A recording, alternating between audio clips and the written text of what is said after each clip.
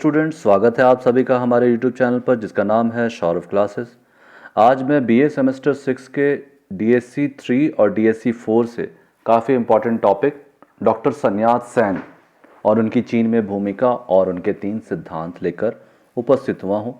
तो चलिए शुरू करते हैं। डॉक्टर सन्यात सेन की चीन में भूमिका एवं उनके 3 सिद्धांत। ठीक है। 19वीं शताब्दी के अंतिम चरण में चीन में क्रांतिकारी भावना का संगठित रूप से विकास हो रहा था और इसमें सन्यात सेन ने सक्रिय भाग लिया था। वह प्रारंभ से ही क्रांतिकारी विचारों वाले व्यक्ति था और देश के हित में चीन से मंचू शासन का अंत अत्यंत आवश्यक मानता था। मंचू विरोधी गतिविधियों के कारण डॉक्टर सन्यात सेन को चीन छोड़कर भागना पड़ा था और वह विदेशों में निर्वासित जीवन व्यतीत कर रहा था। इस स्थिति में चीन में क्रांति लाने के उद्देश्य से उसे गुप्त संगठनों का सहारा लेना पड़ा और उसने युंग मेंग हुई नामक एक संस्था की स्थापना की। उसने अपनी मेहनत तथा कौशल से शीघ्र ही इस दल को अत्यंत शक्तिशाली बना दिया। दक्षिण चीन में भी इसकी कई शाखाएं कायम हुई। 1911 की चीनी क्रांति के पहले चीन में राजनीतिक संगठन कायम करने की स्वतंत्रता नहीं थी, अतः क्रांति से पूर्व युंग मेंग हुई को गुप्त नीति से काम करना पड़ा। अक्टूबर 1911 ईस्वी में चीनी क्रांति हुई। उस समय सन्यात सेन अमेरिका में थे। दिसंबर 1911 में वह कैंटन पहुंचा। अब क्रांतिकारियों ने उसे नई क्रांतिकारी सरकार का अध्यक्ष चुना लिया। अब युंग मेंग हुई पार्टी ने खुले रूप से काम करना शुरू किया। नॉनकिंग में सेन ने गणतंत्रीय सरकार का गठन किया, लेकिन बाद में युआन शी काई से समझौता हो जाने पर यह सरकार भंग हो गई। लेकिन युआन शी काई ने शीघ्र ही अपना रूप प्रकट किया।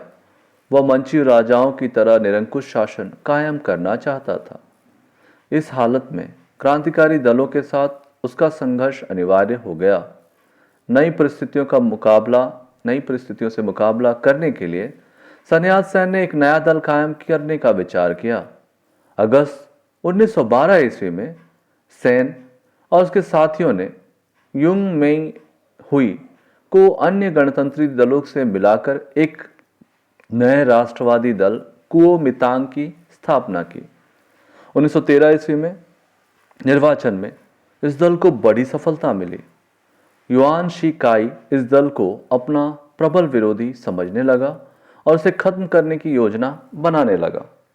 1913 में उसने इस दल पर प्रतिबंध लगा दिए। उसी वर्ष वह एक नए संविधान के अनुसार चीन का अधिनायक बन बैठा।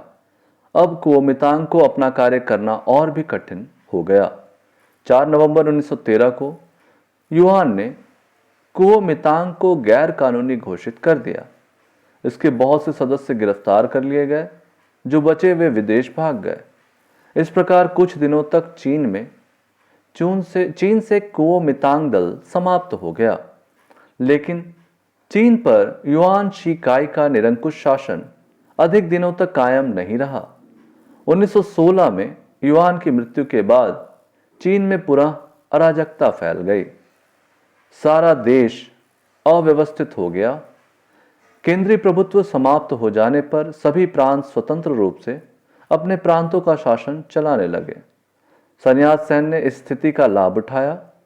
उसने दक्षिण में पुनः अपनी शक्ति की स्थापना की और कैंटन को राजधानी बनाकर पुनः कुओमितांग दल का संगठन किया।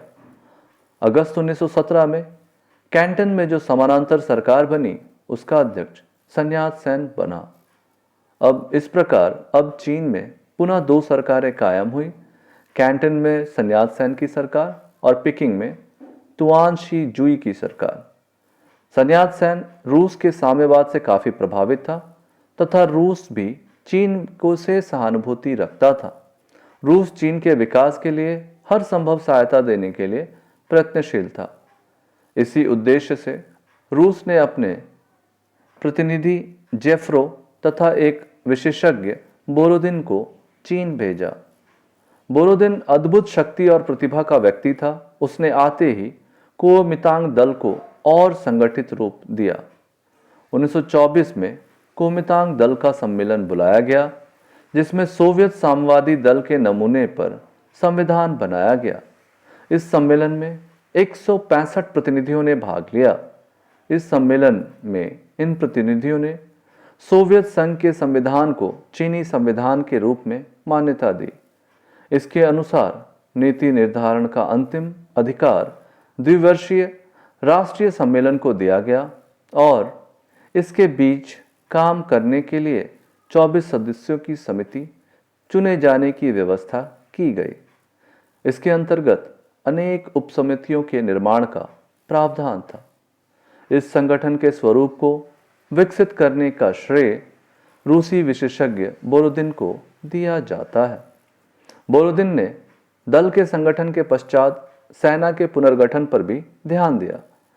कैंटन में सोवियत विशेषज्ञों के अधीन आधुनिक सैनिक विद्यालय की स्थापना की गई। इसके अध्यक्ष पद पर सन्यात सेन के पुराने सहकर्मी च्यांग काई शेक की नियुक्ति की गई। इसने सभी वर्गों, जातियों, धर्मों के नवयुवक भर्ती होने लगे, जिससे कुओमितांग की सेना संगठित होने लगी। शीघ्र ही प्रांतीय सेनाएं इसके साथ मिल गई। 1925 तक कुओमितांग की सेना की संख्या लाख तक पहुंच गई। अब यह देश की एकता स्थापित करने योग्य बन गई थी। ठीक है, अब हम सन्यात सेन के 3 महत्वपूर्ण सिद्धांतों का अवलोकन करेंगे। सन्यात सेन के 3 सिद्धांत। जिस समय कुओमितांग दल का तथा सेना का संगठन चल रहा था, उसी समय सन्यात सेन ने उसे एक राजनीतिक दर्शन और कार्यक्रम प्रदान करने का भी काम किया। इसे सान मिन चू या जनता के सिद्धांत कहते हैं। इसके 3 सिद्धांत राष्ट्रवाद, लोकतंत्र और सामाजिक न्याय इसके मुख्य आधार थे। ये तीनों सिद्धांत सन्यात सेन के राजनीतिक कार्यक्रम या वसीयतनामा समझे जाते हैं। इनकी घोषणा 1924 में सन्यात सेन ने राष्ट्रीय सम्मेलन में प्रस्तुत किया। ये निम्नलिखित है। चलिए इनके तीनों सिद्धांतों को एक एक करके देखते हैं। पहला है राष्ट्रवाद। राष्ट्रवाद कुओमितांग दल का प्रमुख सिद्धांत था। सन्यात सेन का मानना था कि चीन की दशा में सुधार के लिए परमावश्यक है कि चीन के लोगों में राष्ट्रवाद के सिद्धांत का समुचित विकास हो। राष्ट्रवाद के आधार पर ही चीन उन्नति के मार्ग पर आगे बढ़ सकता है। चीन में राष्ट्रवाद की भावना विकसित करने के लिए विदेशियों का विरोध आवश्यक था। चीन पर विदेशियों का प्रभुत्व छाया हुआ था, जिसके कारण चीन का राष्ट्रीय विकास मंद हो गया था।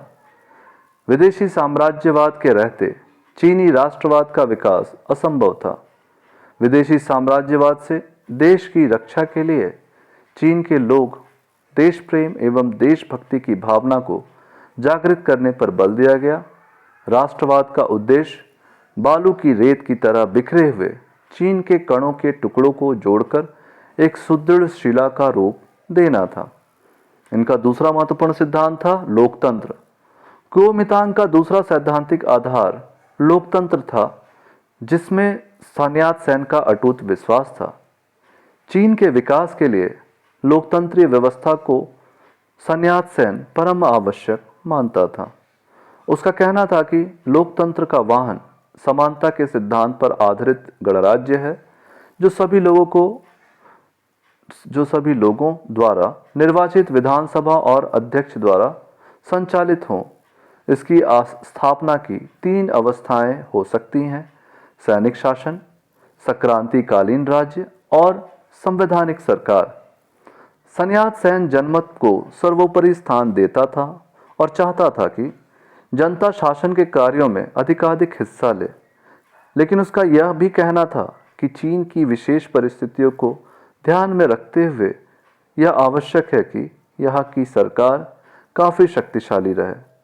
सरकार पर जनता का नियंत्रण अवश्य रहे, लेकिन सरकार को भी इतनी शक्ति अवश्य मिलनी चाहिए कि वह देश में शांति कायम रख सके। तीसरा है सामाजिक न्याय। सामाजिक न्याय की स्थापना के लिए देश का आर्थिक विकास जरूरी था। डॉक्टर सेन ने जो कार्यक्रम पेश किया था उसके अनुसार सामाजिक विकास द्वारा भूमि में लगी पूंजी सरकार से लेकर भूमि का बराबर बराबर बंटवारा कर दिया जाना चाहिए था। यद्यपि इस सिद्धांत में समाजवाद की गंध थी, लेकिन यह मार्क्सवाद से बहुत दूर था। मोटे तौर पर सेन का कार्यक्रम इतिहास की आर्थिक नहीं सामाजिक व्याख्या पर आधारित था। डॉक्टर सेन का मानना था कि चीन की समस्या उत्पादन की है, न कि वितरण की। उसने लिखा है कि चीन की जनता निर्धनता से पीड़ित है, धन के असमान वितरण का प्रश्न बाद में आता है।